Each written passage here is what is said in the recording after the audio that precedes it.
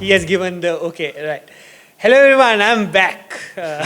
Devin wanted me to be back and I'm back. But this time I have a very special guest. We are here with Vida Pod episode number 3. And I have Mr. Andy Andrews. He is the co-founder of CrossFit Salon. He is the head coach of Salon Functional Fitness. He is a CrossFit Level 2 trainer.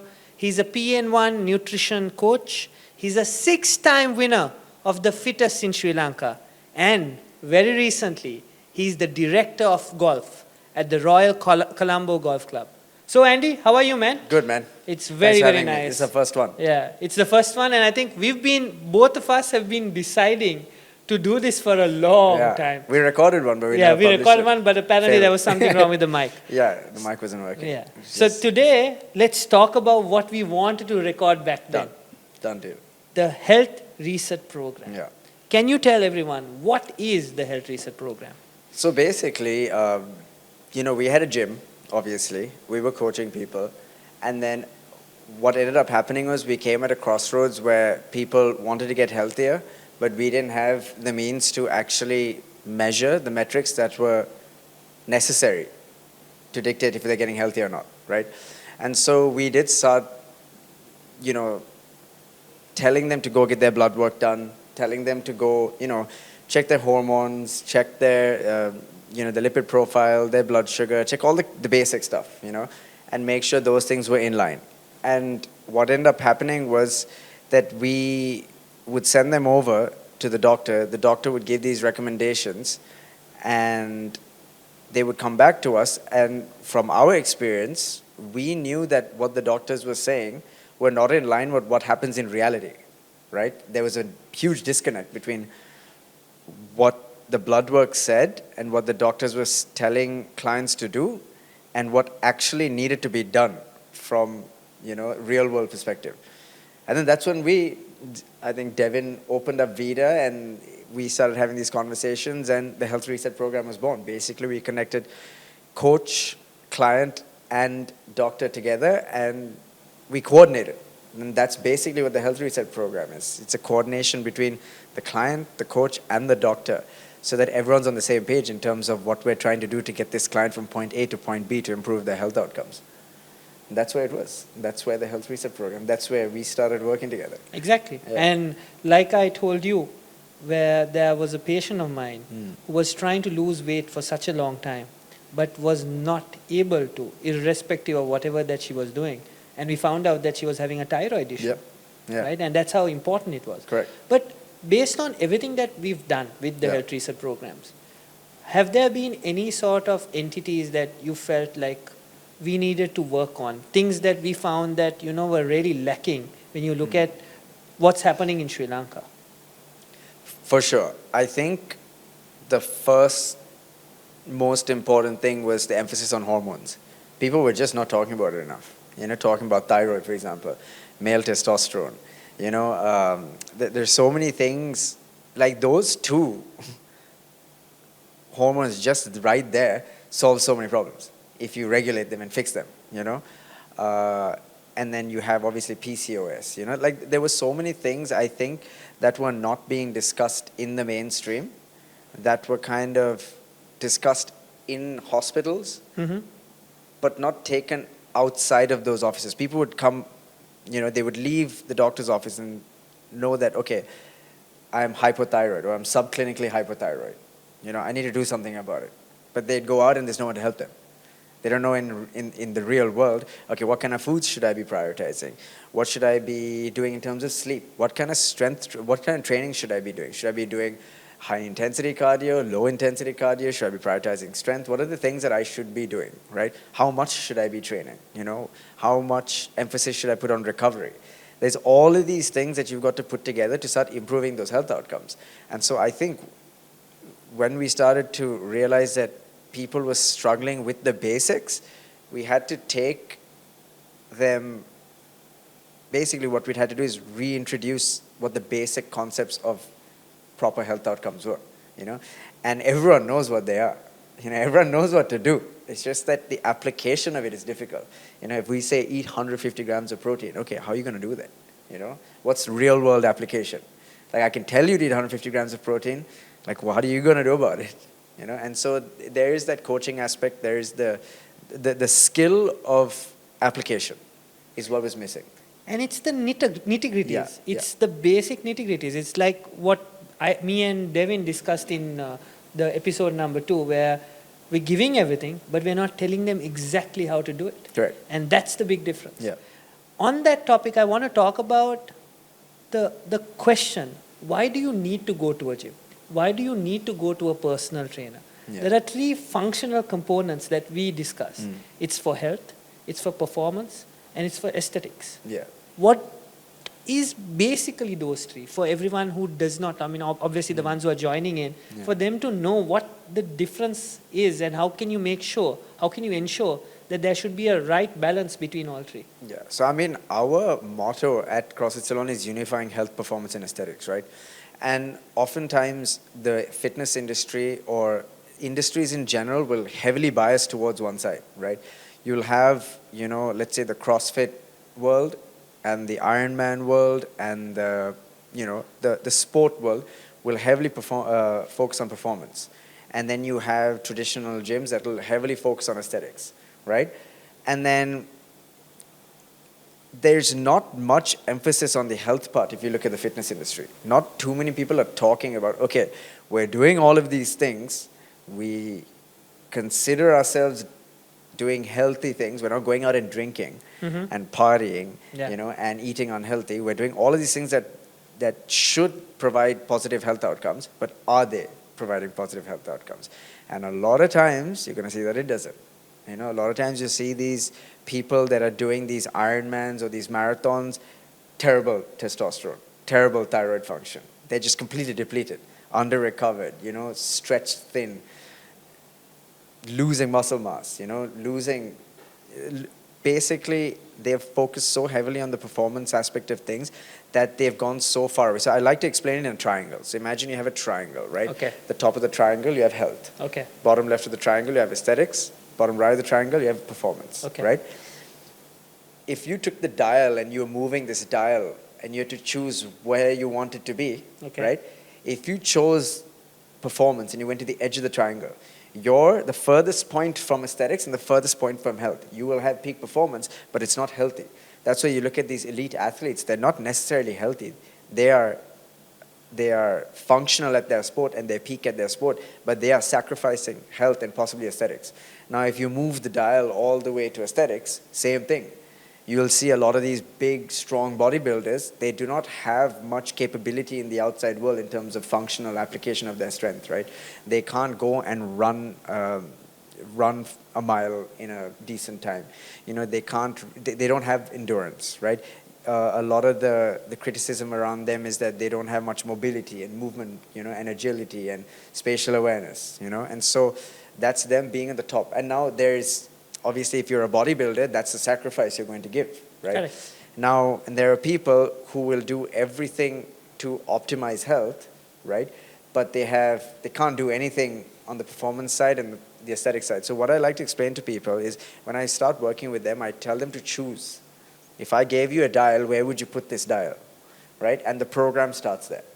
It starts with what are your intentions, because everything from that point forward is based on the intention of what you're trying to do. So if you move this dial to the middle of, you know, health and aesthetics, now I'm like, okay, we are going to focus on, you know, body composition.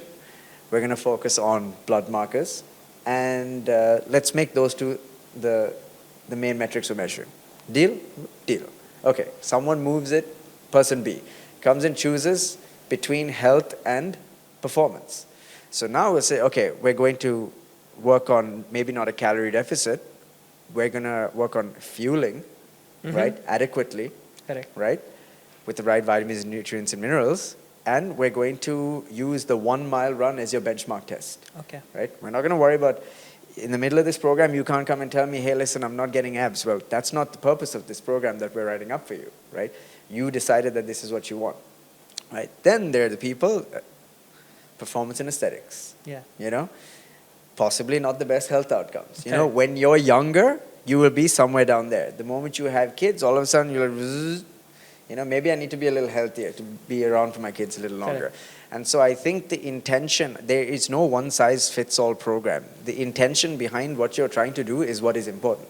And so you have to understand that if you are not doing things to chase health outcomes, you will not get health outcomes. It doesn't magically happen by chance. It is a very intentional process that you go through to get there. And so that's why I think these three components are very important to identify when you're going to pro, because you just can't have all three at once. It's just I not totally understand. But based on your sort of experience, right, has there been ever a point where you realize, oh my God, this is going wrong? You've got so many sort of experiences.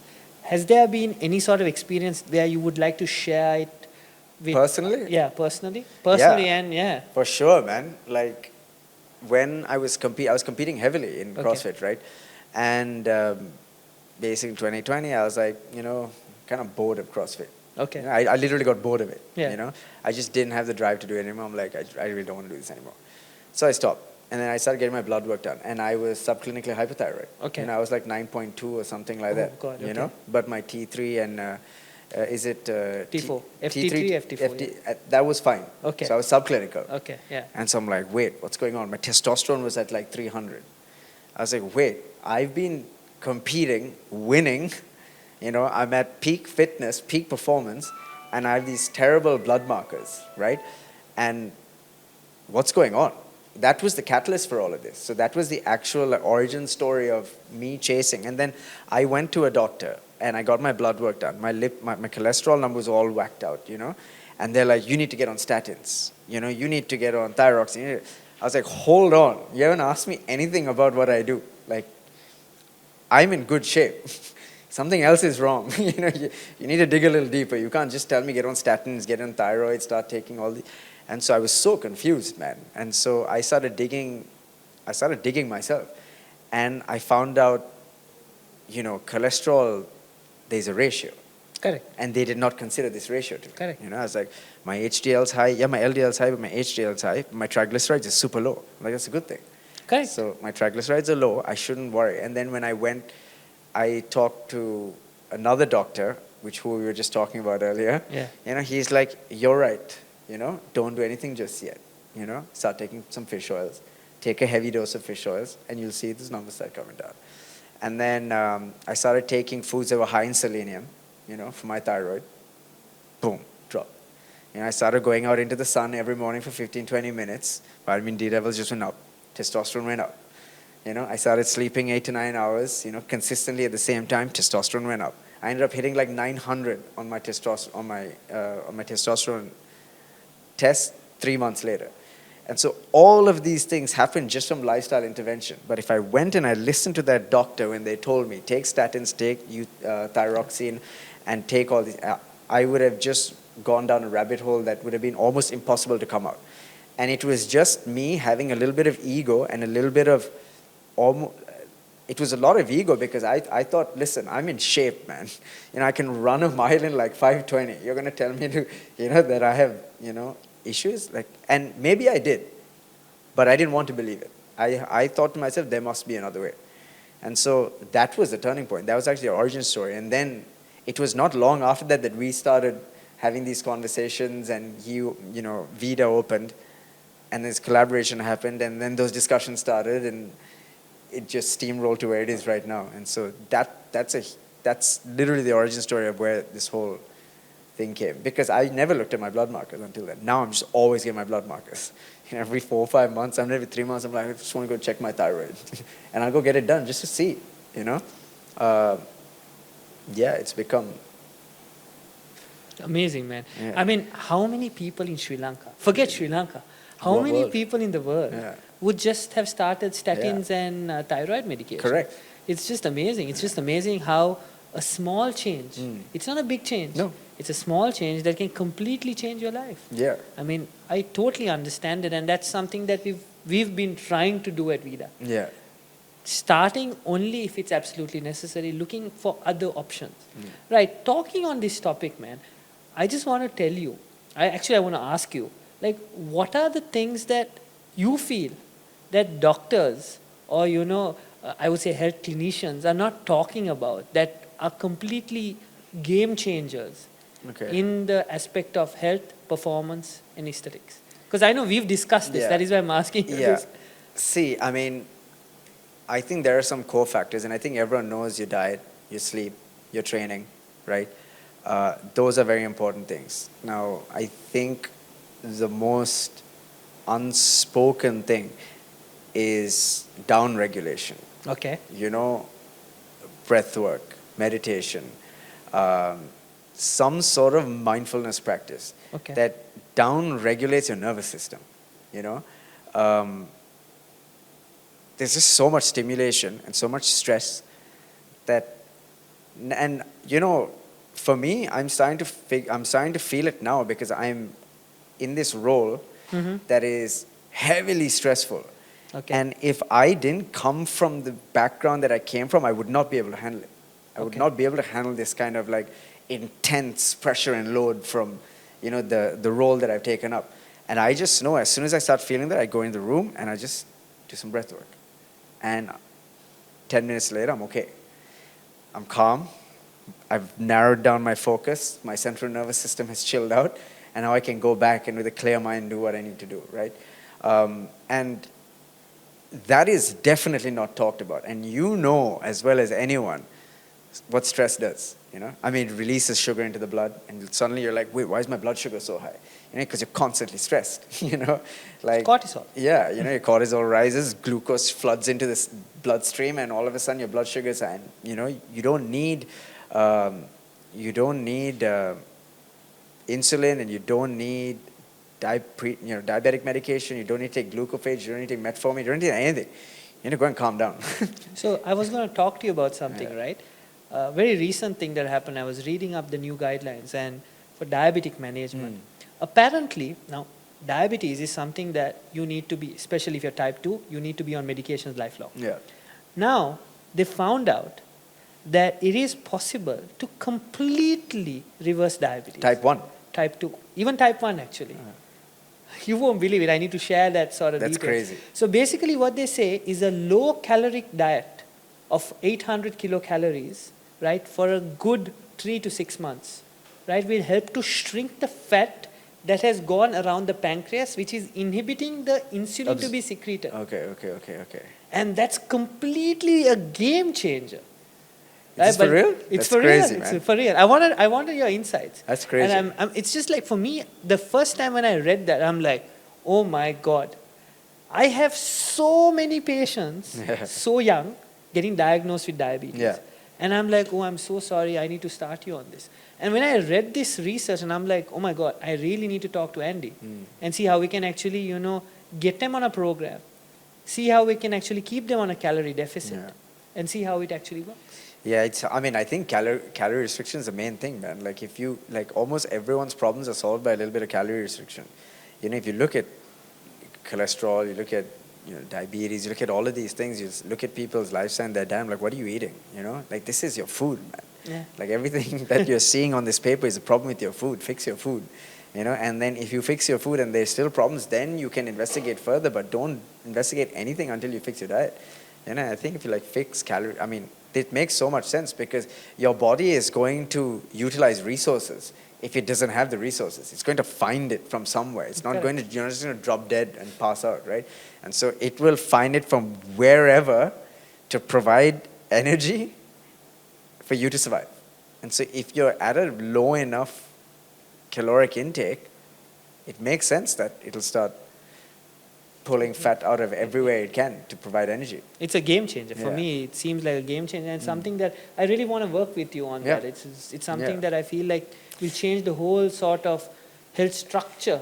800 calories is, did it tell you the macros? So it did tell me a few of those macros, but they were basically, they did suggest that liquid diet would be the way forward.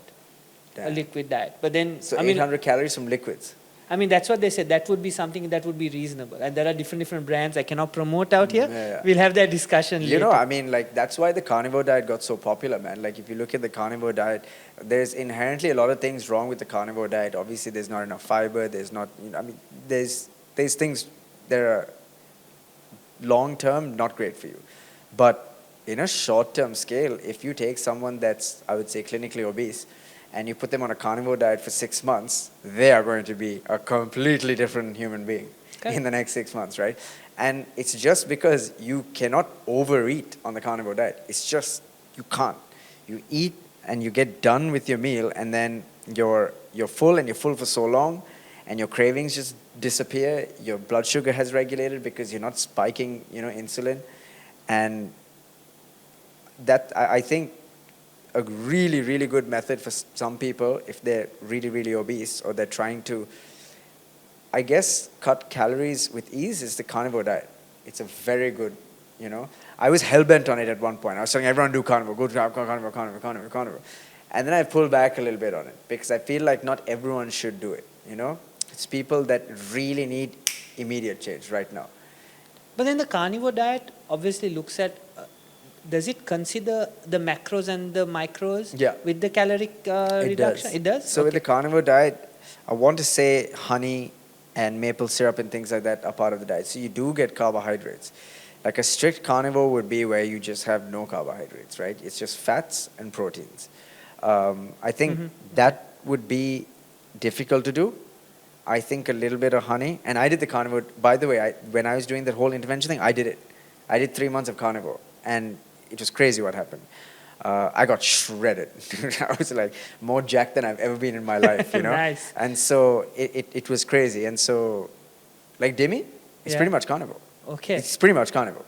Like he deviates here and there, but he's almost entirely carnivore. And you can see the results of that guy. He's like 1,200 testosterone, which is insane. I don't know anyone, I've never met anyone in my life that has 1,200 testosterone. Amazing. And that also without supplements. Nothing. He just takes fish oil and... No, I mean the safe supplements. Yeah, he the doesn't take supplements steroids. That no doctor talks about. Yeah. He's not That's on, another he's thing. not on testosterone, he's not on GH, he's not on peptides, not on anything. He's just on a carnivore diet pretty much, right? He's very clean and he trains hard. But I think that is a very good intervention for people. It's extreme, but when you're in an extreme situation, you need to take extreme measures. And so that's one thing that I don't think people understand enough. Like if you're in a bad situation, you've got to do something extreme right now. Don't expect radical changes, especially if you need change soon. You need to make the change aggressively and, fast. I mean, there is a concept of self-determination. Yeah. You need to be motivated. Correct. But I just wanted to ask you, because you touched on a very important thing, a diet, right? Now, there are so many diets out there. Yeah.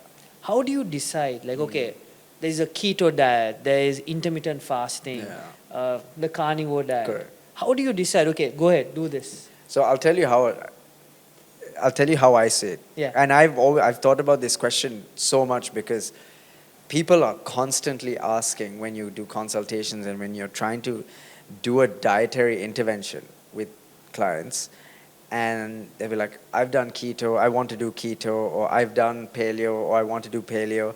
And then I always explain to them, like, those are interventions. So for example, if you're, like I said, clinically obese, carnivore is an intervention to get you back to some sort of baseline level where you start at that point you start reintroducing fruits, you start reintroducing vegetables, you start reintroducing some starches that you can tolerate, you start reintroducing dairy that you can tolerate. There's a reintroduction process. And so it's not like all or nothing. You don't go keto forever. You can use keto to bring your blood sugar down, right? Use it as a tool to get to a goal, and then you regulate everything, because you want to have carbohydrates, you want to have proteins, fats, you want to have your fiber, you want to get enough color so you get all the minerals, vegetable, vitamins, minerals, and nutrients. You want all of that. You want a spectrum. Now, what's your selection of foods may not be my selection of foods because of the tolerance.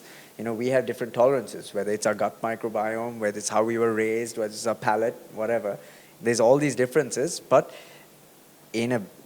at the core of it all, it's like, do you get your carbs, proteins, fats, fibers, vitamins, minerals, and nutrients? And there are many ways you can get it. You just have to select your way to get it that you can tolerate, that doesn't bloat you, doesn't make you feel lethargic and sluggish and hard to digest. And so that's how I look at keto, paleo, carnivore, and all of that stuff, that they're really good tools to make interventions to get you back to baseline. And I've done it with so many clients, you know. I've put many clients on carnivore, you know, because it's hard to differentiate carnivore and keto. Keto is like so many blurry lines. So he said, just go carnivore. You're only allowed to eat meats and water. If you're feeling like you're about to pass out, have some honey and that's it, you know, and salt. You know? And so just do that for 2 weeks, 3 weeks. And then they start feeling less bloated. They start feeling like their faces, you know, shrinking. They feel energized. You know, their energy during the day is just level. There's none of this up and down. Yeah, Ben. And so that's how I see those diets. So I don't think those should be even considered diets. I would say they're interventions, you know, to get you to a baseline. To get you to a baseline, and then you kind of properly sort of go into a balanced sort of a diet. Yeah. Right. I'm going to ask you some controversial questions, Let's do it, right? man. I mean, you know, I love a controversy. What do you think about semaglutides? I'm talking about Mounjaro, Ozempic, you know, people losing fast like this. What's your take on it? So we spoke about it. And so we were talking about it with my sister, right? And so, listen, I'll tell you, I don't think it's all bad, right? They are having a heavy lawsuit right now. But obviously people are abusing it. Correct. People are abusing it, for sure, you know. You give this drug, you have all these lazy people around the world. I'm telling you, man, like, it's all these lazy people around the world. And I'm not saying everyone, but a majority of the people that are utilizing it and abusing it are lazy. You know, they just didn't want to do the work, right? And so, some people are getting pissed off at that, but it's okay. I think, let's say Ozempic, let's use the word Ozempic, because I think most people know Ozempic. Let's say, like I said, if you're in an extreme situation, you're clinically obese, you know, you have thyroid issues, you have, you know, hormone issues, you're overweight, your lipid profile's all out of whack, you know, you're diabetic, and consider it. You know, consider it. Like, you're in an extreme situation, you're clinically obese, and you need to drop weight fast. You know, there is more good that will come out of you losing this weight than the bad that will come from taking Ozempic. You know, there will be some negative side effects, but the net will be positive. It'll be a clear net positive. You know, but if you're not that extreme, I think there's going to be a net negative because of all these things now we're starting to see that are coming up. And I think there is a use case for it, but like I said, do the work and confirm that you could not get results any other way. Confirm that first, you know. Do the work. And once you do the work and you are unable to lose the weight, you are unable to change the blood work, you are unable to get the results that you want, then sit down with your doctor and say, listen, I think Ozempic might be the way. You know as well as I know, I've tried everything. You know, and that's where this coordination between us comes. You know, if you say Ozempic, I'll say, listen, doc, this guy has not been putting in the work. He's eating sushi at night. You know, he's eating sushi. Like, no. Correct. Like, he needs to make a better effort, you know? And so I think that's important. It's very powerful. Something so powerful shouldn't just be... Is it over the counter? No. It's not, right? First of all, for people watching, NMRA has not even approved it. Right? So these are patients who are actually hand carrying it, or they are consulting doctors abroad and using it. I mean, we do see a lot of Sri Lankans utilizing it, a lot of clinics giving it, but it's something that's quite novel, and I think it was produced for the purpose of diabetes. It's an anti-diabetic drug, basically. But it has been proven to improve satiety, therefore helping with weight loss. It has been proven to increase metabolism, therefore helping with weight loss. You know, it helps with regards to regulating your sugars. It's got a lot of features, but we do not know what that sort of the side effects and the long-term adverse effects are, because these are new things, just like the vaccines, the COVID vaccines. What's happening with people though? They're taking it. There's a bunch of people suing them. Apparently, there's like cancer and heart attacks and all kinds of stuff. So I think the biggest box is they've experimented on rats, right? So they've found out that a few rats have developed medullary thyroid cancer. Okay, right? So I'm telling you everything because it's been important for you to know. But again, like you correctly said, this is more of a last resort than a primary resort. So, I mean, obviously you need to put your work forward and then jump into it. I mean, extreme case, take it. You know, if it's going to save your life, do it. You know, if there's a net positive, I think the decision always has to be made, is there a net positive from doing it? You know, even like taking TRT, is it a net positive? You know, yeah, there might be side effects, but will the overall quality of your life go up? Man, take it. You know, you might lose a year or two, it's cool, but you'll live a good life, you know. And so I think those are important things. I mean, TRT is a big one for men, you know, like they think, oh, I don't want to go on steroids. Man, like, don't think of it as steroids. Those people have abused it, you know, but TRT is very, you know, it's a good tool. I mean, and look, you don't have to jump straight into testosterone. Yeah. You don't. Yeah. Like when you say TRT is like, oh, I mean, he's giving me an injection. Yeah. But there are so many things that no one talks about, you know, which I feel like, you know, we both know. Yeah. And we speak to whenever we speak to our patients or we speak to our clients, we talk about them like vitamin D. Yeah. Right? Tonga tali. Yes. Ashwagandha. Yeah. You know, I mean, I don't Sleep. want to sleep. You know, so many things that no one talks about.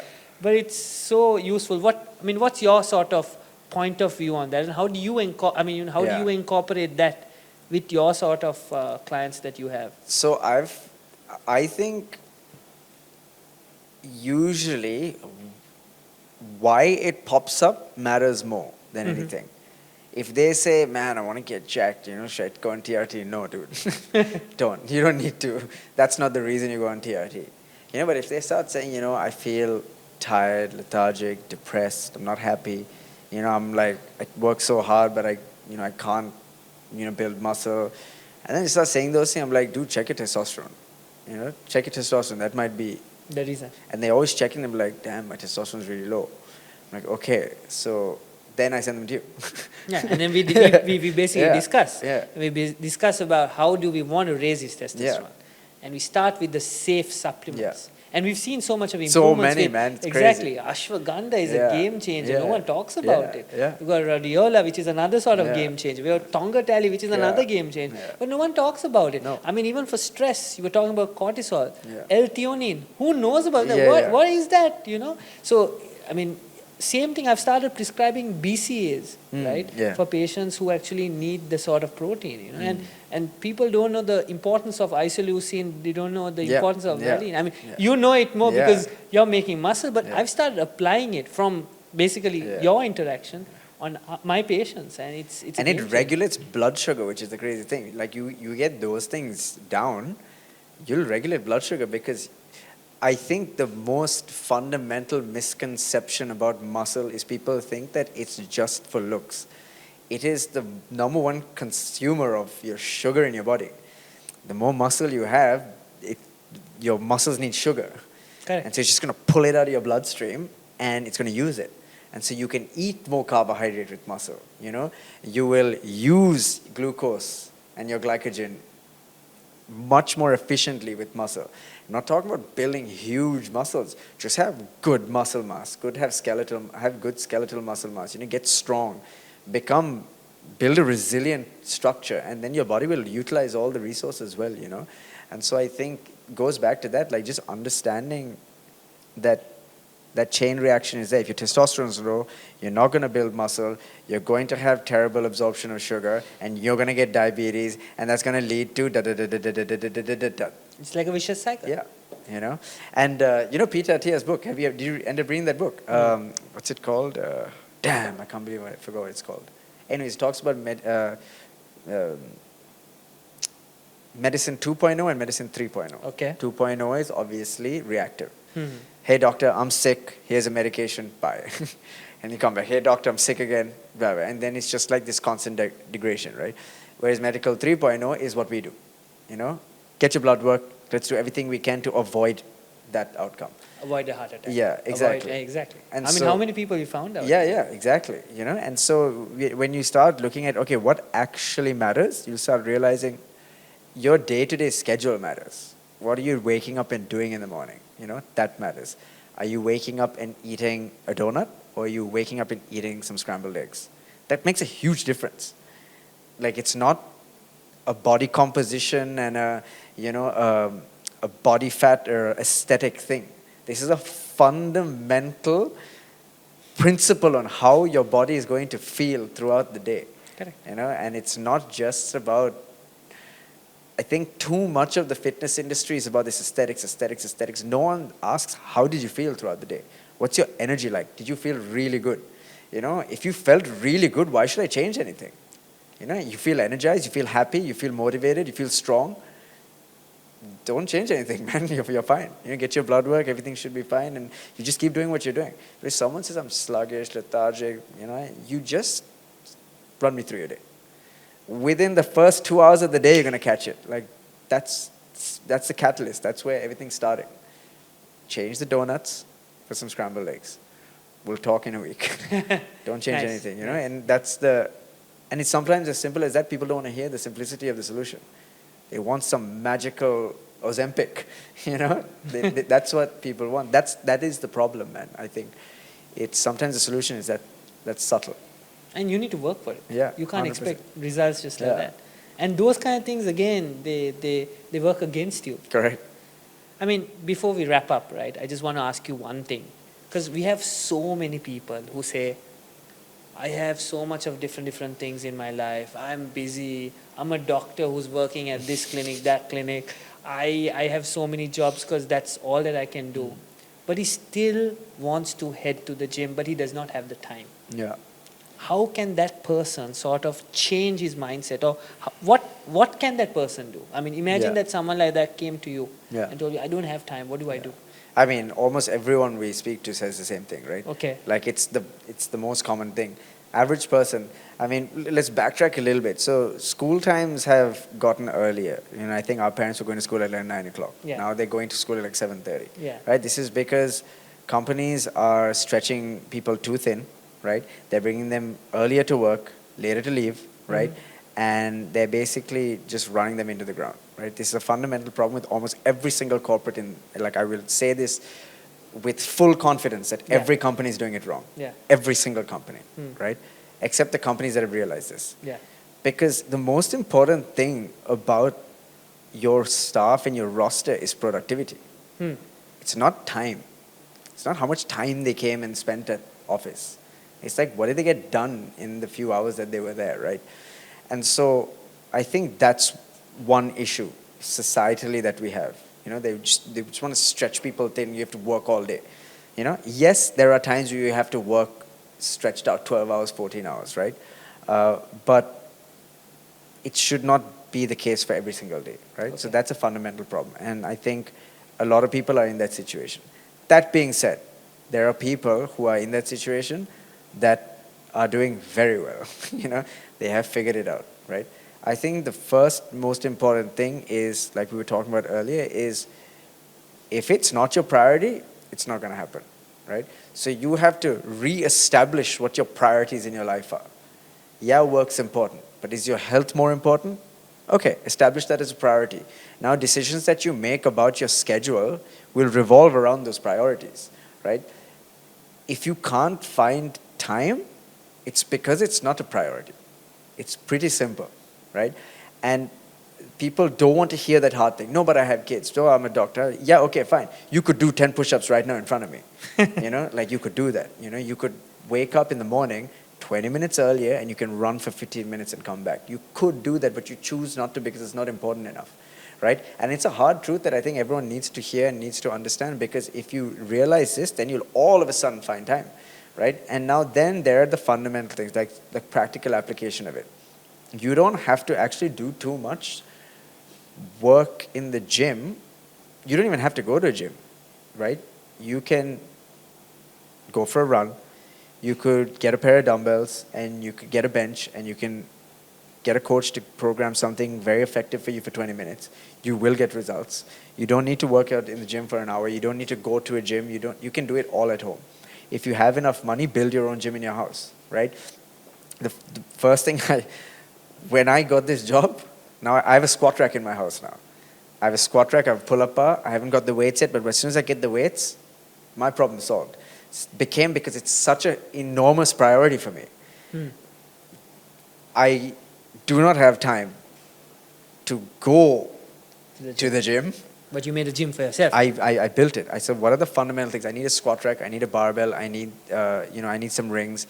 I need a pull-up bar, I need a dip station. These like, okay, they're very cheap, you know, like for 150, 200K, I could get all of this stuff, right? And so, and that's lifelong. That's going to be in my garage for as long as I want it to be, you know? And so it's not expensive, you know? And so this, I think once you make it a priority, then you will design unique systems to get it done, right? Demi has a gym in his house, you know, and then he's busy, he's got a kid, so he'll go down. I like to use him as an example because he's kind of the gold standard, you know, extremely busy, has a kid, has bazillion companies, you know, but jacked, in shape, insane testosterone numbers, you know. You know, he's figured it out, you know, and it's just very simple. The priority when he looks at his week, it's boom. That has to get done, you know. But from a practical standpoint, I think you can fix your diet, right? That's a very simple thing to do. Then you don't have to do the type of training that you think you have to do. Okay. It can be much simpler. You know, you don't have to have the perfect program and have all, you know, the perfect 1 hour at the gym. With 30 minutes, you can get a lot done, you know. And if you don't, that's where you got to go find a coach. You've got to go find a coach that knows how to design a program to hit all the key areas of your, you know, and coach you through those. And so, yeah, man, I think that's what's important. It's basically personalized. Yeah. And I think, again, priorities. Priorities. It was amazing, man. It was amazing. I got a lot. I mean, everyone who's watching got a lot to learn. Thanks so much. Cheers, bro. Thanks so much. Let's hope we can do it again much for of it. sure. Yes, definitely, 100%. definitely. Thank you very, very much for watching VidaPod episode number 3. That's a wrap.